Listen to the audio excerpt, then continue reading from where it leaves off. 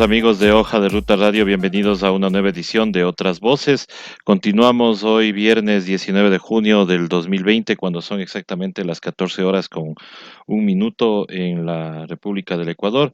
Damos la más cordial bienvenida a todos los amigos que se están conectando en este momento y también damos la bienvenida a la asambleísta Marcelo Holguín, con quien vamos a conversar sobre este tema de los trabajadores desvinculados de sus empresas, bajo un artículo, el artículo 169, numeral 6 del Código del Trabajo, justo en plena pandemia. Algunas empresas reconocidas acá en el Ecuador eh, hicieron uso o mal uso de este artículo. Sin embargo, pues en esta petición de interpretación que había en la ley humanitaria, pues al parecer no pasó, y eso queremos conversar con la señora asambleísta, a quien le damos la más cordial bienvenida acá a nuestro espacio de Hoja de Ruta Radio. Muy buenas tardes, asambleísta. Hola César, qué gusto poder compartir contigo este espacio tan importante. Saludos también a quienes nos siguen a través de Hoja de Ruta y a las órdenes como siempre. Una buena tarde. Gracias, asambleísta. ¿Qué pasó el día de ayer? ¿Se interpretará o no se interpretará este artículo y qué va a pasar con las empresas que hicieron uso de esto? Bueno, básicamente hay que decirte, César, que me siento tranquila una vez terminada la extenuante jornada que tuvimos ayer en la Asamblea Nacional. Tranquilidad, sí, en parte porque finalmente pudimos cumplir uno de los objetivos, no solamente individuales, sino también como la bancada de la Revolución Ciudadana, en el sentido de que se quede en esta mal llamada ley humanitaria la interpretativa al artículo 169, numeral 6, tal y como fue propuesta incluso por varios de los miembros de nuestra bancada y que fue votada así en esta mal llamada ley humanitaria. ¿En qué consiste aquello? Tú ya lo decías, César, que a propósito de la pandemia, muchas empresas a nivel nacional hicieron un mal uso de este artículo precisamente para despedir a sus trabajadores, algo que no tenía por qué ocurrir. Pero digamos que, ¿por qué se daba este tema? Porque en el 169, numeral 6, se habla de que los contratos entre empleadores y trabajadores podrían ser suprimidos aplicando el 169 al considerarse un caso fortuito o de fuerza mayor. El problema es que en el 169, numeral 6 del COIP no estaba establecido con claridad qué es lo que significa un caso fortuito o de fuerza mayor. De ahí que muchas empresas, hay que decirlo, no todas, pero sí los malos empresarios de este país, aplicaron esta normativa para despedir a sus trabajadores. Según cifras del propio ministro de Trabajo, habrían sido 17,000 contratos cesados precisamente por la mala aplicación de este artículo. 17,000 personas que de la noche a la mañana se quedaron en la calle y se quedaron recibiendo liquidaciones de miseria, que es lo más preocupante de aquello. ¿Qué significa esto en la práctica? Por ejemplo, un trabajador que estuvo 13 años laborando para una empresa, dando todo su contingente, toda su experticia y demás, resulta que en lugar de recibir por la aplicación, en este caso de la figura de despido intempestivo, en lugar de recibir por sus 13 años de trabajo alrededor de $17,000, que es lo que por ley le correspondía, este mismo trabajador, en aplicación del artículo 169, en lugar de recibir estos $17,000 aproximadamente, recibió $700. Eso era lo que estaba en juego ayer en la votación de la Asamblea Nacional. Entonces, ¿qué era lo que había que hacer? Había que interpretar este artículo para que ciertos empresarios no cojan y se acojan a este articulado de manera mañosa para despedir a sus trabajadores. ¿La interpretación en qué consistía? En decirle exactamente a la gente y que quede expresamente dispuesto en el artículo qué significa caso fortuito o de fuerza mayor. Y nosotros establecimos que esto se debería aplicar únicamente cuando la empresa cierre sus puertas definitivamente, es decir, cuando deje de operar. Eso es un caso fortuito. Y es así como pasó esta interpretativa en la Asamblea Nacional. No obstante de aquello, vino el veto del Ejecutivo el pasado 9 de junio y evidentemente lo que hicimos nosotros ayer es conocer entre las otras, esta objeción de las 32 objeciones que el envío del veto del Ejecutivo dio hasta la Asamblea Nacional. Ahora entonces, ahora los empresarios lo que deberían hacer es liquidar como mandaba la ley, o sea, hacer un recálculo sobre esas liquidaciones. Exactamente. Lo importante de la jornada de ayer fue que, entre otras cosas, lo que se hizo es no aceptar el veto del Ejecutivo.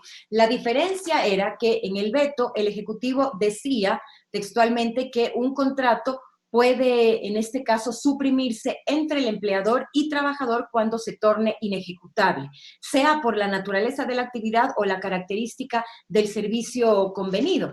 Pero en este caso, este término inejecutable era absolutamente ambiguo, porque para un empresario lo que sea inejecutable podía ser distinto para aplicarlo en el caso de otro empresario. Y esto era un problema mayor para los trabajadores porque quedaba en absoluto criterio, en este caso, de la empresa, cuándo aplicar el 169 o no, por esta terminación ambigua. Entonces, evidentemente, lo que nosotros hicimos ayer fue ratificarnos en el texto original y que quede claramente establecido que caso fortuito o fuerza mayor es únicamente cuando la empresa cierra. Ahora tú me decías, ¿qué es lo que va a pasar, César, ya con estos 17,000 trabajadores que fueron despedidos por la mala aplicación de este artículo? Bueno, lo que tienen que hacer ahora es precisamente ir hasta un juez de trabajo para que precisamente a través de este juez de trabajo se pueda poner las denuncias respectivas y estas personas que fueron despedidas mal aplicando este artículo tengan la posibilidad de recibir las liquidaciones que por ley les correspondía. En este caso, a la empresa no le va a tocar más que pagar lo que por ley que les correspondía por los años de trabajo de todos estos empleados que fueron injustamente despedidos. Entonces, en este sentido, nosotros creemos que es un buen, gran paso hacia adelante, precisamente en el hecho de proteger los derechos de los trabajadores que han sido vulnerados durante todo este tiempo, sobre todo durante la pandemia. Hay una cosa adicional que también, César y amigos, es importante y es el hecho que al tener esta ley el carácter de interpretativo, precisamente todos estos 17,000 empleados tienen la posibilidad de efectuar futuras demandas porque al ser interpretativa quiere decir entonces que tiene el carácter de retroactiva la ley. Así que ha sido, yo diría que un gran paso para los trabajadores que finalmente van a dejar de recibir estas liquidaciones de miseria que tanto, pero tanto daño les han hecho, no solamente a ellos, sino también a sus familias. Exactamente, y más que todo por la época en la que justamente sucedió esto. Ujú. Ahora, asambleísta, pero bueno, hay esto es un gran paso, pero la desconfianza que tiene el pueblo ecuatoriano es justamente con quién puede ser el juez de trabajo, porque quien habla de justicia laboral en este momento dice que hay que cuidar a los empresarios y lo dice a voz en cuello, entonces la gente como que tiende a tener desconfianza ante esas declaraciones. Se le ha pedido al señor ministro de Trabajo que, no sé, rectifique en sus declaraciones o explique exactamente qué es lo que quiso decir con eso de que hay que cuidar a los empresarios y nada más. Y no solamente César que lo dice a voz en cuello, sino que lo dice sin la más mínima vergüenza, que Ujú. es lo peor. Yo le decía la otra vez al ministro cuando estaba compareciendo en la mesa de los derechos de los trabajadores, de la cual formo parte yo, que un ministro de Trabajo está precisamente, y ese es el término que se le ha puesto precisamente a esta institución, para velar por los derechos de los trabajadores, para velar por el trabajo. Pero en este caso ya sabemos, este ministro no únicamente que responde a los empresarios, sino que hace lo que ha hecho este gobierno durante 3 años, es decir, estar del lado de unos pocos y dejando en la más completa indefensión a la mayoría de los ecuatorianos. Pero en este caso no les va a tocar más que cumplir la ley.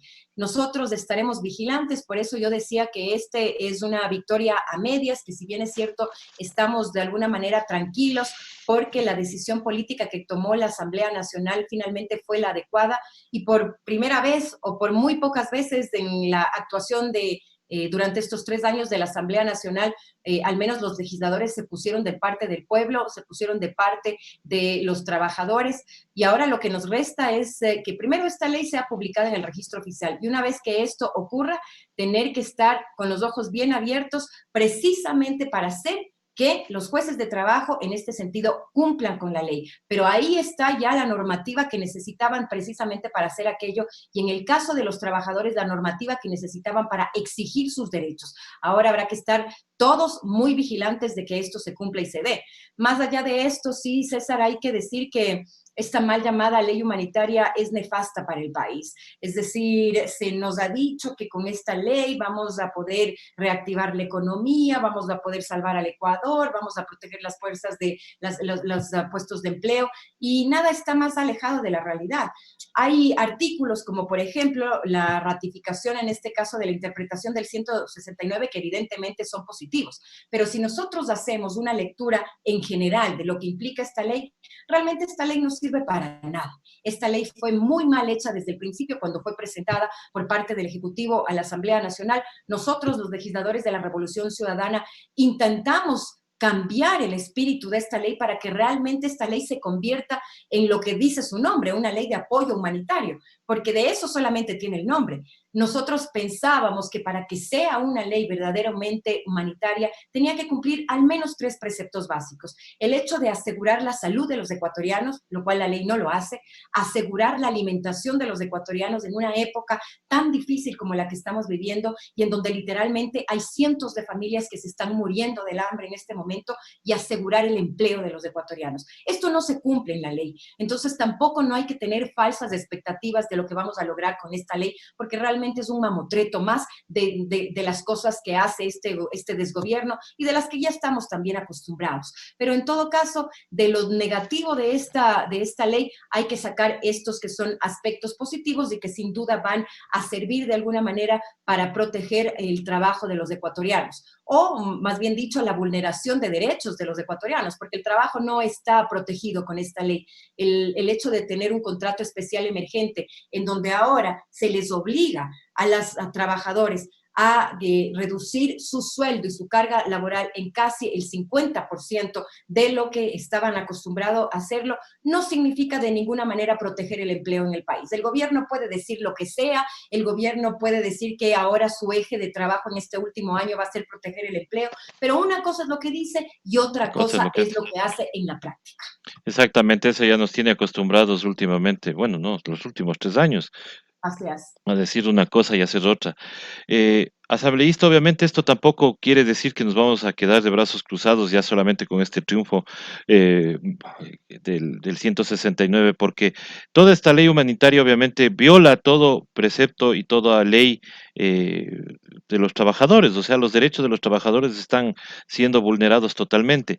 ¿Qué van a hacer en la comisión de los trabajadores para analizar justamente todos estos derechos que están siendo vulnerados en esta ley? Están absolutamente vigilantes, tú lo has dicho, este es solamente un primer gran paso, pero realmente lo que se viene es cada vez peor, y cada vez serán más las regresiones a los derechos, no solamente de los trabajadores, sino del pueblo ecuatoriano. Así que hay que estar absolutamente vigilantes. Nosotros desde la comisión, en este caso de los trabajadores de la Asamblea, hemos estado recibiendo permanentemente a grupos de empleados que se han visto vulnerados en sus derechos, y la idea es poder ayudarlos precisamente para que estas personas tengan las herramientas que necesitan para defenderse en contra del abuso al que les ha sometido este gobierno. Esto desde el lado, por ejemplo, de la Comisión de los Trabajadores, pero también tenemos el Grupo Parlamentario por los Derechos de los Trabajadores, en donde con los integrantes, entre ellos la asambleísta Liliana Durán, muchos asambleístas que conformamos también la Revolución Ciudadana, e incluso asambleístas de diferentes bancadas, hemos estado realizando a semana seguida varios encuentros también con trabajadores que se han visto vulnerados en sus derechos, derechos, la idea es también hacer comparecencias con las autoridades para que sean las autoridades en ese mismo momento que presten oídos y solución, de ser posible, a las necesidades que están atravesando los trabajadores. Esto no termina aquí, lamentablemente hay que decirlo y hay que ser absolutamente francos y hablar con la verdad a la ciudadanía. Esto no termina aquí, las regresiones de derechos seguirán, pero nosotros estaremos aquí precisamente para poner un freno a aquello, para denunciar esto y para siempre estar del lado de la gente y del pueblo ecuatoriano. Estimada asambleísta, cambiando un poco de tema, querías preguntarle qué pasó con los becarios, porque muchos de ellos están reclamando que no se les ha pagado. ¿Qué ha pasado con ellos? ¿Se ha hablado con las autoridades para que se cumpla con lo establecido en la ley para ellos? Porque inclusive tuvimos acá nosotros algunos becarios que estaban en Argentina, inclusive pedían un vuelo humanitario, pero nadie les paraba zona, y hasta que tuvimos que inclusive hacer una comunicación con la Cancillería. Es más, hasta ahí ha quedado, pero ¿qué ha pasado con los becarios? La situación de los becarios no es menos triste ni menos preocupante que la situación que viven en este caso los trabajadores del país.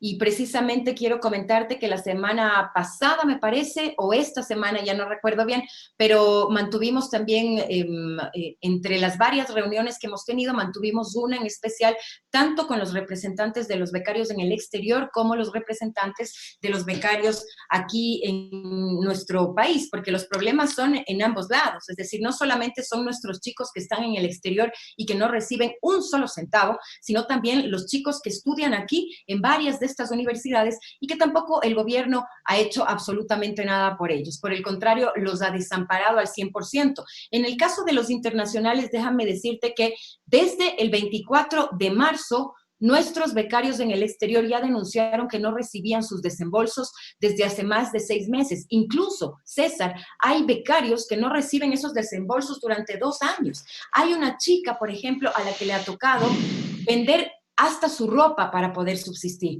Y se ha pagado hasta la fecha, de acuerdo a lo que nos dijeron en esta última reunión de esta semana, solo a 40 de 230 personas becarios en el exterior. Tú ya te imaginarás lo que es aquello. Bueno, Un joven viviendo solo en el exterior, teniendo que salir de por sí solo adelante en un ambiente absolutamente adverso, sin conocer a nadie y demás, y aparte de eso, sin recibir el apoyo de las autoridades. Apoyo además que no es ninguna dádiva, es una obligación del Estado ecuatoriano porque estos chicos se ganaron sus becas por el buen desempeño académico. Además, son personas evidentemente en su mayoría de escasos recursos económicos, por eso es que han optado evidentemente por una beca. En este sentido, la preocupación es doble, no únicamente para los chicos que están en el exterior, sino también para sus familias que están lejos de ellos y que no tienen la capacidad económica para protegerlos en este momento. Así que están absolutamente en el desamparo. En el caso de los becarios nacionales, se vienen registrando retrasos en los desembolsos a aproximadamente 300 becarios nacionales que forman parte del colectivo Becarios Organizados a nivel nacional. En algunos casos, este retraso de los desembolsos va desde diciembre de 2019 y también en otros casos desde el primer semestre del año en curso. Son varios becarios que están cursando sus estudios en algunas universidades del país, si es que no me equivoco, son al menos 10 universidades del país. El problema ha sido que el Instituto de Fomento al Talento Humano, que es la primera instancia que debería preocuparse por ellos, les ha hecho un sinnúmero de ofrecimientos, pero ninguno ha cumplido.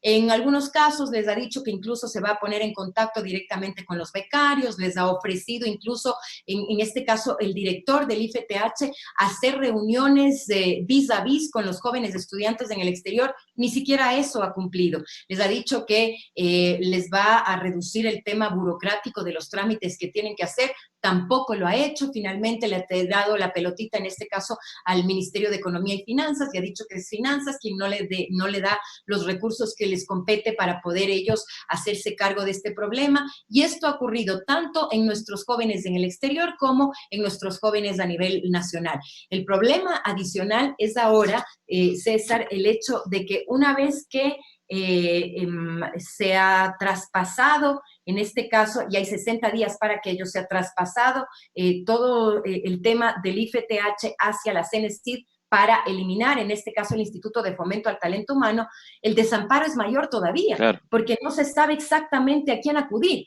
Por lo menos antes los becarios sabían que había una persona responsable, pero ahora no se sabe ni siquiera a quién acudir. Entonces, sí es una situación preocupante. Nosotros como despacho hemos enviado ya 2 pedidos de información, en este caso para los becarios nacionales y becarios internacionales a la CENESID, al IFTH, y también haremos lo propio nuevamente, porque ya lo hemos hecho antes, nuevamente al Ministerio de Economía y Finanzas, para que nos dé una fecha clara y exacta de cuándo van a recibir nuestros jóvenes los desembolsos que necesitan para vivir, porque realmente esa es la diferencia. No es únicamente un tema académico, no es que necesitan la plata para seguir estudiando, necesitan la plata para comer, necesitan la plata para vivir, para pagar su arriendo, para pagarse sus alimentos, es decir, para transportarse, para comprar los temas que necesiten para estudiar, por ejemplo. Entonces sí es una reunión, una situación preocupante. Nosotros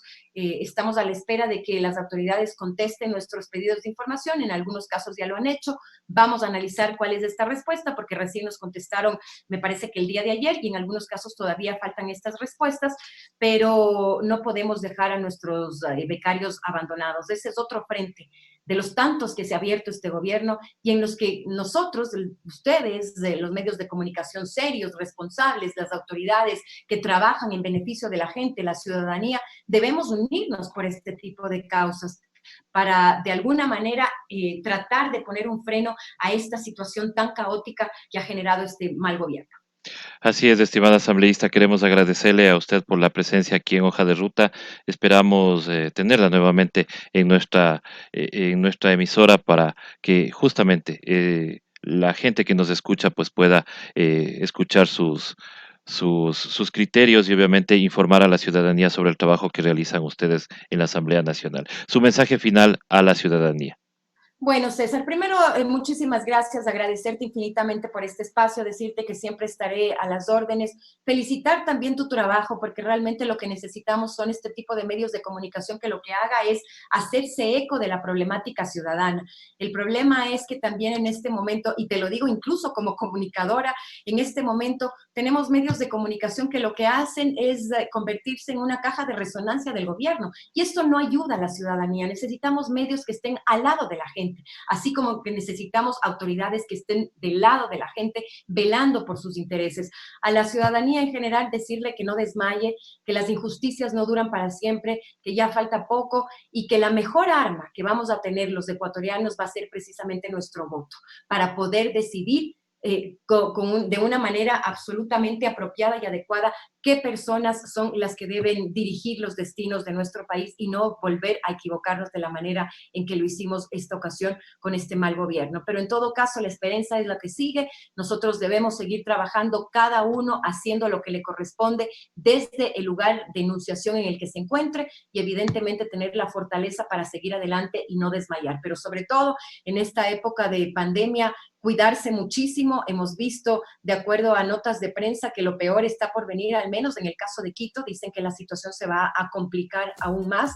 Cuidarse, sobre todo cuidar de los suyos y, bueno, seguir adelante, pero mientras tanto, eso, la salud es lo primero. Sin salud no hacemos absolutamente nada, así que creo que eso es menester de todos, cuidarnos entre todos y, por supuesto, también agradecer a quienes han cuidado de nosotros y quienes están en primera fila realizando un trabajo tan esforzado precisamente para que tú, yo y las personas que nos escuchan estemos desde la comunidad de nuestro hogar, en este caso realizando nuestras actividades 100% seguros. Muchísimas gracias, asambleísta. Con todas las personas, queremos agradecerles a todas las personas que estuvieron en sintonía y nosotros regresamos más tarde con el panel de medios de comunicación digitales y más tarde con la vena abierta aquí en Hoja de Ruta Radio. Muchísimas gracias, asambleísta, y hasta una próxima oportunidad. Chao, César, un gusto. Un gusto.